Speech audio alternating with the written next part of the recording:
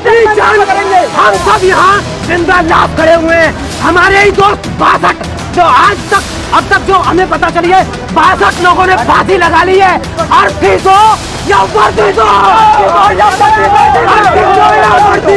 और दूसरी बात हमारी अगर नहीं बात माने हम यहाँ से रोड पे उठेंगे नहीं, चाहे आज हटाओ कल हम नहीं जाएंगे। हम मरे हुए समान हैं, हमारी सांसें छीन ली गई हैं, छीन लो सांसें हमारी फिर भी जिंदा है। भारत सरकार के फैसले पर हम शर्मिंदा है। नमस्कार, मैं प्रियंका, आप देख रहे हैं ऑनलाइन न्यूज इंडिया। देश जल रहा है, युवा सड़कों पर उतरा है, चारों तरफ कोहराम मचा हुआ है, हर तरफ अफरा तफरी है। अग्निपथ योजना के नाम पर सड़कों पर, ट्रेन की बोगियों में और तो और बीजेपी कार्यालय तक में आग लगाई जा रही है। देश का युवा सिर पर कफन बांधकर सरकार की खिलाफत में सड़कों पर उतरा है। कोई सुनने वाला नहीं है, कोई रुकने वाला नहीं है। किसान आंदोलन के बाद युवाओं ने सरकार के खिलाफ सड़कों पर आंदोलन छेड़ दिया है। तो क्या अब कृषि कानूनों की तरह ये जो अग्निपथ योजना है इसकी भी वापसी होगी? किसान आंदोलन के समय आपने एक नारा सुना होगा कि कृषि कानून वापसी तभी घर वापसी। ऐसा ही कुछ युवाओं ने भी नारा दिया है कि योजना वापसी तभी आंदोलन की खत्म होगा, आंदोलन की वापसी होगी। जी हाँ, युवाओं ने साफ साफ कह दिया है कि जब तक सरकार उनकी बात नहीं सुनेगी, अग्निपथ योजना को वापस नहीं लिया जाएगा, तब तक ये आंदोलन नहीं रुकेगा। अब सवाल उठता है कि क्या मोदी सरकार युवाओं के सामने झुकेगी? ये सवाल हर कोई पूछ रहा है। लेकिन हाँ, इन सब के बीच पीएम मोदी तो नहीं, लेकिन हाँ, सीएम योगी का ट्वीट जरूर सामने आया है, सीएम योगी का बयान जरूर सामने आया है। सीएम योगी ने क्या कुछ कहा है वो तो आपको बताएंगे ही, लेकिन उसके पहले आपको पत्रकारों के सवाल दिखाते हैं। एनडीटीवी के पत्रकार से शुरुआत करते हैं। उमा शंकर सिंह लिखते हैं, तो क्या किसान कानून की तरह इसे भी देर सवेर वापस लेना पड़ेगा? विनोद कापरी लिखते हैं कि मोदी को ये सब दिखेगा और समझ में भी आएगा। देखते जाइए, अग्निपथ रोल बैक होगा, तपस्या में फिर से कमी रह गई है।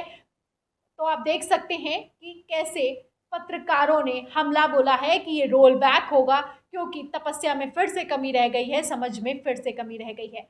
अगले ट्वीट में वो क्या लिखते हैं वो भी दिखाती हूँ। लिखते हैं कि फौज में जाकर देश की सेवा का सपना देखने वालों का हिंसा का ये तरीका बेहद बेहद गलत है। देश को अग्निपथ के जरिए आग में झोंकने वाली नरेंद्र मोदी, राजनाथ सिंह सरकार को इस अदूरदर्शिता पूर्ण फैसले को तुरंत वापस लेना चाहिए। तो जो भी दंगे हो रहे हैं, उग्र हालात हो गए हैं, कोहराम मचा हुआ है, उसके लिए विनोद कापरी ने नरेंद्र मोदी सरकार समेत राजनाथ सिंह को जिम्मेदार ठहराया है। इन ट्वीट्स पर जो ट्वीट्स किए गए हैं पत्रकारों की तरफ से, इन ट्वीट्स पर आपको कुछ जवाब भी सुनाते हैं। जो आम पब्लिक है उसका क्या कहना है वो भी दिखाते हैं। नबी रजा नाम का यूजर लिखता है कि बिल्कुल लेना पड़ेगा सर, क्योंकि जवानी बदलती है तो जमाना बदलता है। पूरे देश का युवा आक्रोशित है, एक बार फिर सरकार को मुंह की खानी पड़ेगी। तो अभी देखने वाली बात है कि सरकार झुकेगी कि या नहीं झुकेगी, सरकार अपना फैसला वापस लेगी कि नहीं लेगी। क्योंकि एक तरफ पत्रकार सवाल करता है तो वहीं दूसरी तरफ आम पब्लिक का भी यही कहना है कि ये रोल बैक होना चाहिए, ये वापस लेना पड़ेगा। अमीन अहमद क्या लिखते हैं वो भी आपको दिखाती हूँ। लिखते हैं कि तपस्या जारी है, अगर कमी रह जाएगी तो माफ़ी मांगकर जो 4 साल की नौकरी देने वाले थे वो भी नहीं देकर हिंदू मुस्लिम मंदिर मस्जिद में उलझा देंगे। वही तो किया जा रहा है, मंदिर मस्जिद में उलझे हुए हैं और उसी में उलझे हुए हैं और रोजगार की कोई चिंता नहीं है। रोजगार, महंगाई, कई मुद्दे हैं लेकिन उन पर कोई बात नहीं है। बात किस पर हो रही है कि मस्जिद में क्या है, मंदिर में क्या है, मंदिर कहाँ है, कहाँ मस्जिद है, ऐसे ही उलझाने का काम किया जा रहा है। इसी को लेकर यूजर का कहना है कि जो 4 साल का रोजगार दे रहे हैं ना, अगर ज़्यादा बोलेंगे तो ये भी नहीं मिलेगा, मंदिर मस्जिद में उलझे रहिएगा। निधि शर्मा क्या लिखती हैं वो लिखती हैं कि अभी तो शुरुआत है, अभी तो अंधभक्त आएंगे, अग्निपथ के फायदे गिनवाएंगे, आंदोलन कर रहे युवा को फर्जी बताएंगे, हजारों युवा की जान जाएगी। उसके बाद क्या होगा, ये क्या नहीं होगा, ये तो आने वाला वक्त बताएगा। लेकिन हाँ, ये बात तो सबसे अहम है कि कोई भी योजना आती है, कोई भी स्कीम आती है, कोई भी ऐलान होता है, वो सबसे पहले अंधभक्तों को तुरंत समझ में आ जाता है। अंधभक्त को हमेशा फायदा नजर आता है, कभी किसी तरह का कोई दोष नजर नहीं आता है, कोई सवाल नहीं करते हैं ये।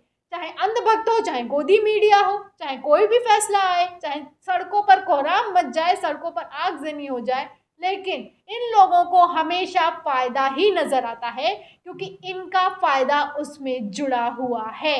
इस पर बता देते हैं कि जो अंधभक्त हैं, इस पर पत्रकार श्याम मीरा सिंह ने बिल्कुल सटीक टिप्पणी की है। वो टिप्पणी करते हुए लिखते हैं कि मुस्लिमों को सीए समझ नहीं आया, किसानों को कृषि कानून समझ नहीं आया, व्यापारियों को जीएसटी समझ नहीं आया, अर्थशास्त्रियों को नोटबंदी समझ नहीं आया। सिर्फ एक ही बुद्धिमान कौम भारत में रहती है, वो है भक्त। कोई भी सरकारी स्कीम आए, सबसे पहले इन्हें ही समझ में आती है। हाँ, सबसे पहले इन्हें ही समझ में आती है, इसीलिए ये लोग तुरंत फायदे गिनवाने में लग जाते हैं। ये तो कहिए, ये जो युवा हैं, ये जो प्रदर्शन हो रहा है, ये तो स्कीम के खिलाफ हो रहा है, योजना के खिलाफ हो रहा है। अगर ये कहीं मुस्लिम होते, या फिर जैसे कि आपने देखा नुपुर शर्मा के केस में क्या हुआ, जब गिरफ्तारी की मांग को लेकर धरने किए गए तो इन्हें आतंकवादी जिहादी साबित कर दिया जाता। ये तो युवा हैं, इसलिए सरकार भी झुकने के मोड में आ सकती है, सरकार भी अपना फैसला वापस ले सकती है, ये बातें हो रही हैं। लेकिन अगर कुछ और होता तो आप जानते हैं कि कैसे खबरों को डाइवर्ट कर दिया जाता। अंधभक्त कितने ज्ञानी हैं, ये तो आप सब जानते हैं। फैसला हो, स्कीम हो, कुछ भी सामने आए, इनको सब कुछ आता है। लेकिन इन सब के बीच, तमाम हंगामे के बीच, जो तमाम कोहराम मचा हुआ है, धरने के बीच, योगी सरकार की तरफ से, सीएम योगी की तरफ से एक ट्वीट आया है। उन्होंने लिखा है कि युवा साथियों, अग्निपथ योजना आपके जीवन को नए आयाम प्रदान करने के साथ ही भविष्य को स्वर्णिम आधार देगी। आप किसी बहकावे में ना आए। माँ भारती की सेवा हेतु संकल्पित हमारे अग्निवीर राष्ट्र की अमूल्य निधि होंगे। उत्तर प्रदेश सरकार अग्निवीरों को पुलिस व अन्य सेवाओं में वरीयता देगी। तो ये कहना है मुख्यमंत्री साहब का, उत्तर प्रदेश के मुख्यमंत्री का। अगर नियुक्ति की बात है, अगर नौकरी की बात है, तो आप लखनऊ का जो इको गार्डन है ना, उसमें जाकर देखिए, आपको पता चल जाएगा कि कितनी नियुक्ति दी जाती है, कितनी नौकरी दी जाती है। हजारों युवा वहां पर धरने पर बैठा है, कोई सुनने वाला नहीं है। और 69,000 शिक्षक भर्ती का मामला तो आप जानते ही हैं कि कैसे सालों से धरना दिया जा रहा है, लेकिन कोई सुनने वाला नहीं है, उल्टा डंडे बरसाए जा रहे हैं। अगर 4 साल बाद क्या होगा, जो निकलेंगे, जो अग्निपथ से निकलेंगे बाहर, जो जवान कहलाएंगे, फौजी बन जाएंगे, उनको 4 साल बाद जिनको बाहर कर दिया जाएगा, उनका क्या होगा?